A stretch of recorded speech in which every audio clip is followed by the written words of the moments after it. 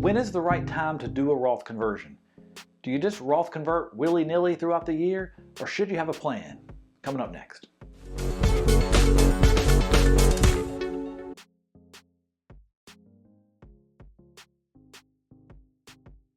Hey, my name is Mel Stubbs. I'm a financial planner at Christy Capital Management, working with people planning for retirement. Today we're talking about Roth conversions, and more specifically, is there a right time throughout the year to do it? So it's just a quick review. A Roth conversion is when you take traditional money, you move it to Roth, you pay taxes today because you think today it's cheaper. If you wait till 5-10 years from now, you're afraid taxes might be a lot higher, so you're choosing to do it today. To do that, you're doing a Roth conversion. Now, some people are wanting to move the balance down to zero. Like over the next 10 years, I want my traditional balance to go to zero because I don't want any. I want it all moved to Roth. That idea is great when you're trying to avoid required minimum distributions. At age 72, you have to take out a minimum amount from your traditional balances. A lot of people don't want to be forced to remove money from their accounts. Of course, when you remove that money, it is taxable. So one way to stop that is you Roth convert a bunch of money between now and then, and you don't have any traditional money. And that way at 72, you don't have any RMDs from IRAs. So there are three schools of thought when it comes to timing Roth conversions.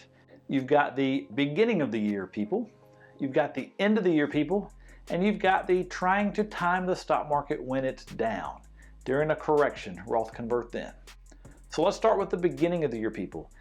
The theory with this is at the beginning of the year, you Roth convert so that that year's worth of growth happens in the Roth account and not the traditional account. If you look here, here is a chart of the S&P 500 from 2012 to 2022, a 10-year chart.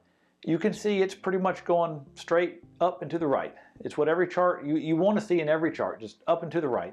And so this kind of shows most every year in the past 10 years was positive.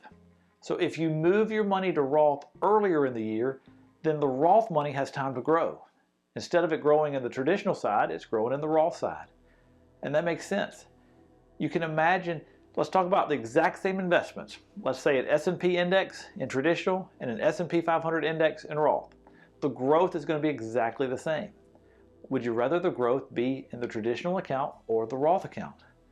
Well, you'd rather it be in the Roth account. So if this is your school of thought, if this is your way of thinking, you might be a beginning of the year type of person.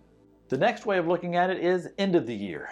So with end of the year people, what they're trying to do is get a handle on what their taxes and their taxable income will be. Maybe by October, November, you can kind of look through the year at your pay stubs and different things to see what is my income, my taxable income, what do I think it's going to be? And you can kind of chart yourself on the tax brackets to come up with a number of, you know what, I think I can Roth convert this amount. I'm going to max out a certain tax bracket. So you have more of an exact number of what you can Roth convert.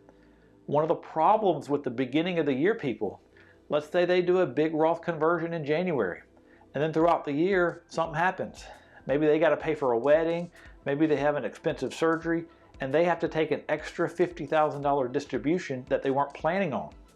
Well, since they Roth converted at the beginning of the year, and now they have this big distribution on top, it may cause them to get bumped up into a tax bracket that they don't want to be in. People at the end of the year, they don't want that to happen. They want to be more precise. So they're waiting till the end of the year so they have a handle on what their income is. There shouldn't be any surprises. They want to Roth convert near the end of the year so they can nail down an exact number. Now, several years back, they had what's called recharacterization. You could Roth convert throughout the year, realize you messed up, you did too much, and you could kind of undo it. But you can't do that anymore. If you Roth convert, it's done. You can't undo it. So if this is a worry, then this may cause you to be an end of the year type of person. Now the last school of thought is trying to time it when the market goes down. And this makes sense. We had a lot of people back in 2020 when COVID hit and the market went down. That's a great time to Roth convert. And let's think about it. Instead of doing Roth conversions based on a dollar amount, like $100,000, let's think about it as shares. Let's say that it was $100 per share and you wanted to move 1,000 shares. So $100,000, but let's look at it as a per share basis. So the stock market goes down. Now, your $100 a share is now only $75 a share. So instead of Roth converting $100,000, now you're Roth converting $75,000. That's at a discount. Now you're only paying taxes on $75,000, not $100,000. But you're still Roth converting the same number of shares. Now the idea here is that once it's in the Roth account, hopefully the stock market will rebound, and then the rebound is in the Roth account. So think of it as almost purchasing Roth on a discount. If the stock market goes down, you can Roth convert then and you get more bang for your buck. Of course, the assumption is that whatever investment you had in traditional is also the investment you'd have in Roth. And so when it rebounds, you'd rather it rebound in the Roth side. Now, for a lot of people, several of the years here, there hasn't been a crash. So you can be waiting for the stock market to go down to Roth convert. And if the stock market never goes down, then this plan ends up reverting back to the end of the year plan.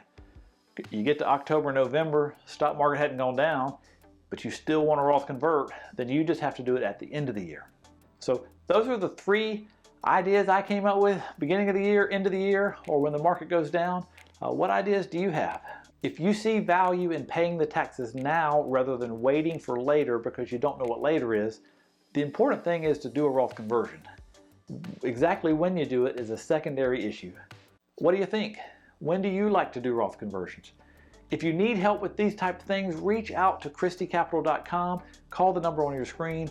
We would love to work with you. My name is Mel Stubbs. We'll talk with you next time. We have to cut into this video to do the proper disclaimers. The purpose of this video is not to give specific tax advice or investment advice. We are going over general principles and ideas that can be used, and if used correctly, can save and avoid taxes.